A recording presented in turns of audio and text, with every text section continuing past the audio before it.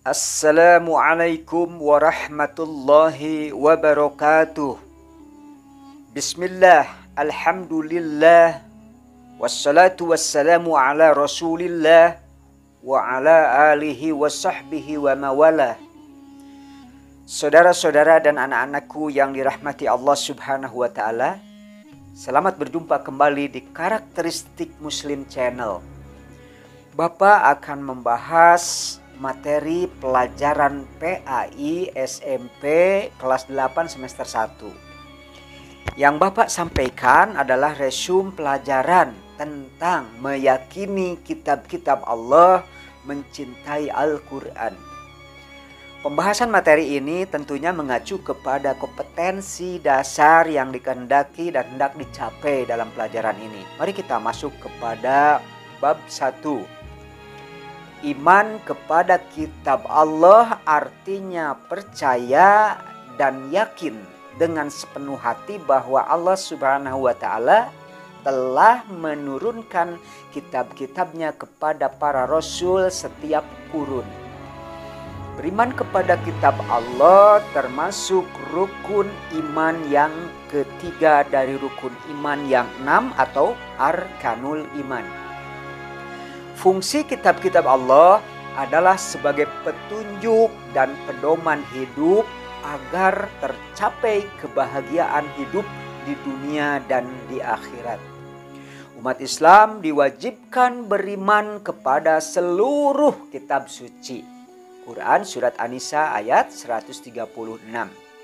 Namun, beriman kepada kitab suci selain Al-Quran hanyalah beriman dalam arti hanya mempercayai dalam hati dengan yakin bahwa Allah telah menurunkan kitab-kitab sucinya selain Al-Quran, yaitu Taurat diturunkan kepada Nabi Musa alaihissalam, Zabur kepada Nabi Daud alaihissalam, Injil kepada Nabi Isa alaihissalam, tanpa harus mengikuti, sekali lagi, tanpa harus mengikuti dan mengamalkan isi ajarannya. Kenapa demikian? Karena Al-Quran diturunkan sebagai penyempurna kitab-kitab sebelumnya yang sudah tidak sempurna lagi. Isinya sudah banyak dan sudah banyak perubahan dalam dan juga penyelewengan. Dasarnya Quran surat Al-Hijr ayat 9. Nah, sekarang kita masuk ke pembahasan kitab Taurat. Kitab Taurat itu dalam bahasa Ibrani artinya Torah, yang artinya instruksi atau perintah. Bahasa Arab At-Taurah artinya kitab pertama. Dan bagian perjanjian lama di Alkitab Kristen. Taurat adalah bagian penting dari kitab suci orang Yahudi.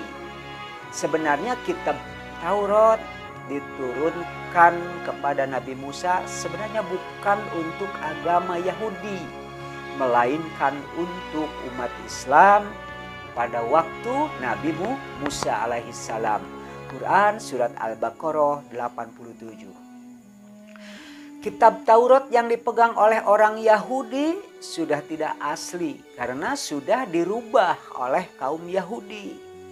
Kitab Taurat sebenarnya adalah kitab Allah atau kitabullah yang berisikan syariat atau hukum dan kepercayaan yang benar yang diturunkan kepada Nabi Musa alaihissalam. Dasarnya Quran Surat Al-Mu'minun ayat 49.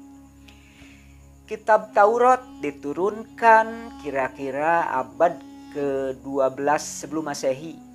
Diturunkan di suatu tempat bernama Israel dan Mesir, tepatnya di Bukit Tur Sina.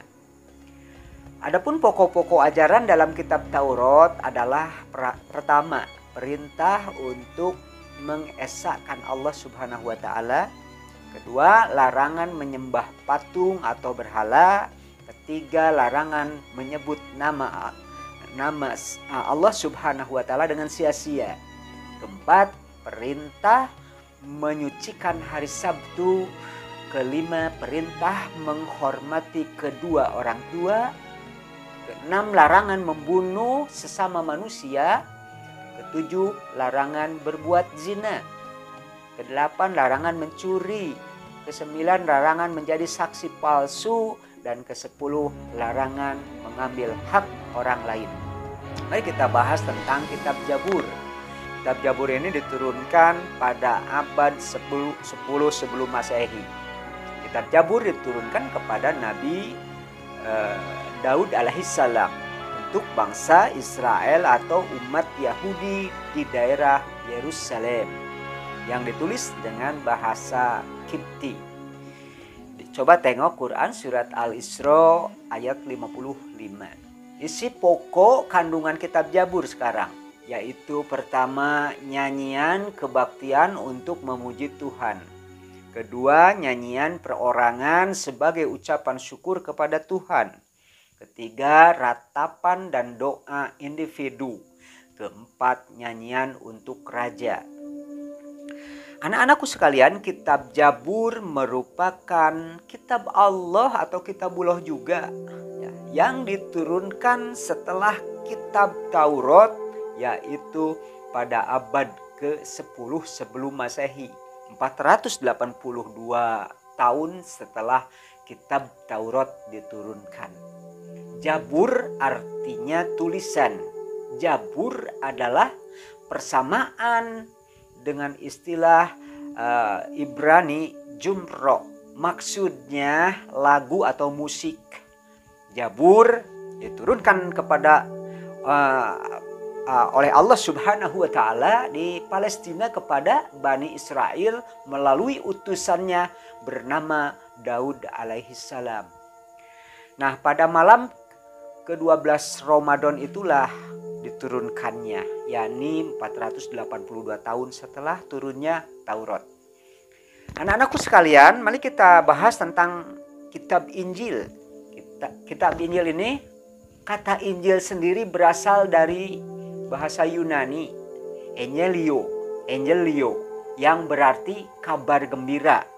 Kemudian diterjemahkan ke dalam bahasa Arab menjadi Injil. Yang dimaksud kabar gembira tadi yaitu karena Nabi Isa alaihissalam menggembirakan umatnya bahwa akan kedatangan Nabi Muhammad sallallahu alaihi wasallam sebagai utusan Allah Subhanahu wa Ta'ala yang terakhir. Kitab Injil diturunkan pada abad ke-1 Masehi kepada seorang nabi bernama Isa alaihissalam di daerah Yerusalem. Kitab Injil pada awalnya ditulis menggunakan bahasa Suryani. Silahkan ditengok dalil-dalil naklinya, yaitu Maryam, Quran surat Maryam ayat ke-30. Nah, sekarang isi pokok kandungan daripada kitab Injil adalah sebagai berikut. Pertama, perintah untuk kembali mengesahkan Allah Subhanahu wa Ta'ala. Kedua, membenarkan keberadaan kitab Taurat. Ketiga, menghapus beberapa hukum dalam kitab Taurat yang tidak sesuai dengan perkembangan zaman. Keempat, menjelaskan bahwa kelak akan datang kembali Rasul setelah Nabi Isa alaihissalam, yaitu bernama Nabi Muhammad sallallahu alaihi wasallam. Keempat, kita bahas sekarang anak-anak sekalian mengenai Al-Quran. Ya. Kitab suci Al-Quran adalah kitab yang diturunkan kepada Nabi dan Rasul yang terakhir, yaitu Nabi Muhammad sallallahu alaihi wasallam. Kitab Al-Quran turun pada abad ke-7 Masehi dalam kurun waktu 611 Masehi sampai dengan 632 Masehi.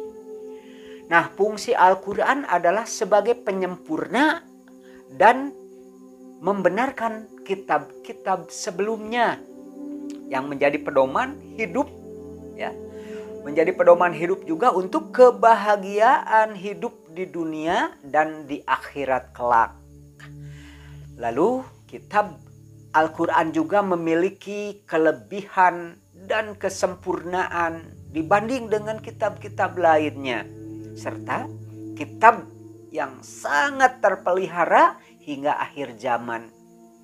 Dalil yang menjelaskan bahwa Al-Quran diturunkan kepada Nabi Muhammad SAW itu adalah dalil naklinya Quran surat Ali Imran ayat ketiga.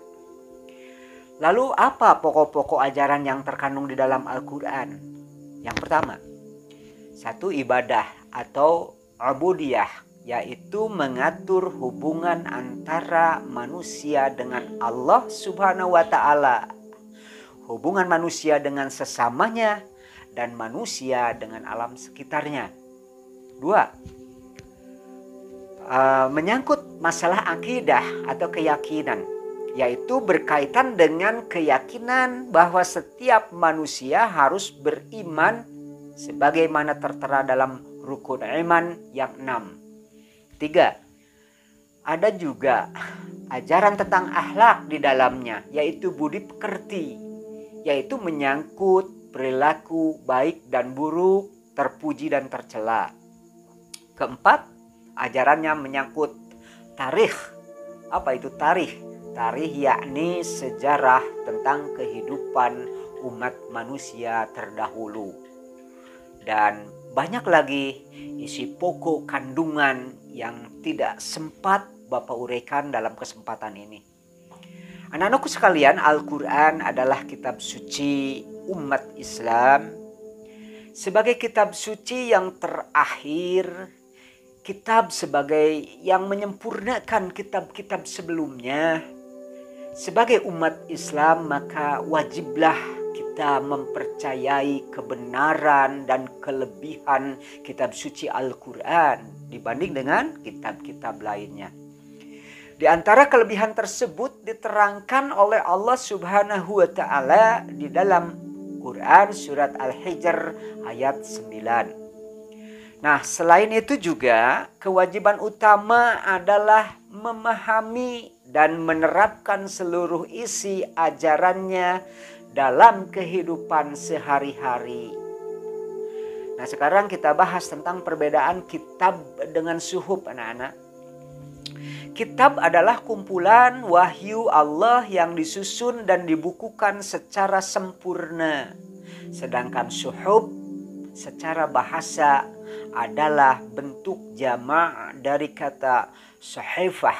Artinya lembaran yang biasa digunakan untuk media alat tulis menulis.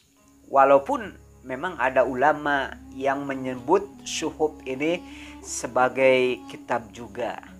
Namun yang lebih kita tekankan dalam pelajaran ini, suhuf adalah berupa lembaran-lembaran wahyu Allah yang belum dibukukan.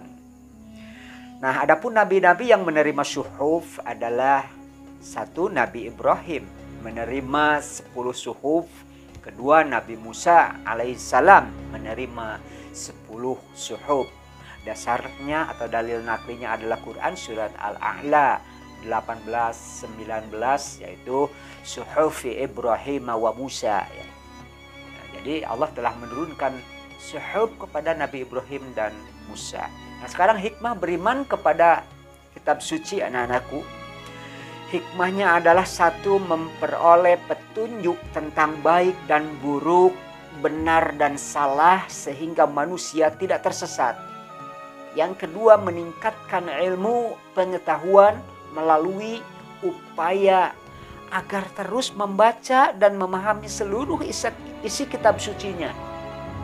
Yang ketiga, menjadi manusia yang lebih mulia karena sikap dan perilaku yang mulia itu adalah terbimbing oleh nilai-nilai luhur dalam ajaran kitab sucinya.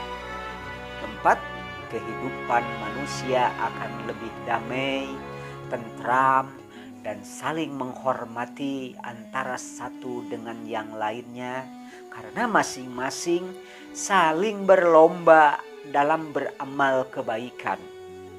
Yang kelima, hidup semakin termotivasi untuk senantiasa menjalankan perintah Allah karena Allah menjanjikan surga dan kenikmatan-kenikmatan lainnya. Nah sekarang bagaimana cara mengimani kitab suci Al-Quran yang benar? Tiba di penghujung pelajaran ini anak-anak, yaitu cara mengimani kitab suci Al-Quran adalah dengan cara mempercayai dalam hati kebenaran kitab suci Al-Quran. Lalu senantiasa membacanya setiap waktu dan mengamalkan seluruh isi ajarannya dalam kehidupan sehari-hari. Demikian yang mampu Bapak sampaikan, semoga bermanfaat. Wallahu ta'ala a'lam. Wassalamualaikum warahmatullahi wabarakatuh. Lalu di luar materi ini Bapak sampaikan pertanyaannya ya. Yang pertama, silahkan siapkan alat tulisnya ya. Nomor 1. Jelaskan pengertian iman kepada kitab-kitab Allah Subhanahu wa taala. Nomor 2, silakan ditulis dulu nomor 1.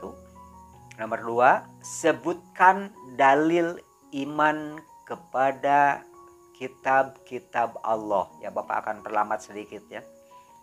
Jadi sebutkan tentang dalil iman kepada kitab-kitab Allah.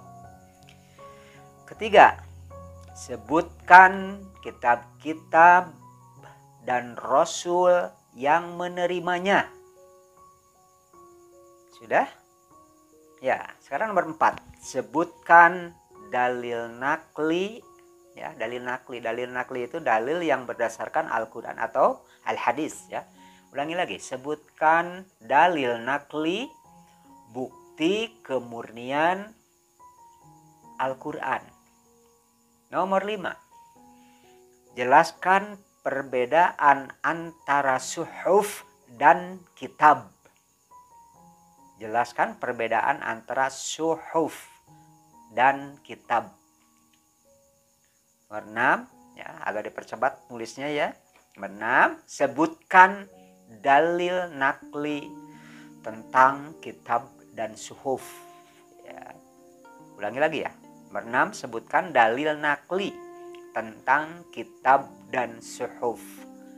Nomor 7, jelaskan bagaimana cara beriman kepada kitab-kitab selain Al-Quran. Jadi ada perbedaan antara cara beriman kepada kitab Al-Quran dengan kitab-kitab selain Al-Quran. Tadi Bapak sudah jelaskan ya. Jadi bagaimana cara beriman kepada kitab selain Al-Quran. 8. Jelaskan bagaimana cara beriman kepada kitab Al-Quran sekarang. Ulangi lagi, nomor 8. Jelaskan bagaimana cara beriman kepada kitab Al-Quran. Ya. Nah, 8 pertanyaan itu barangkali anak-anak itu adalah pertanyaan-pertanyaan yang akan mendasari daripada kompetensi yang ingin dicapai dalam materi pembelajaran ini. Oleh karena itu silakan anak-anak untuk mengisinya ya. Mudah-mudahan bermanfaat. Sekali lagi ya, selamat berjumpa lagi di Karakteristik Channel. Assalamualaikum warahmatullahi wabarakatuh.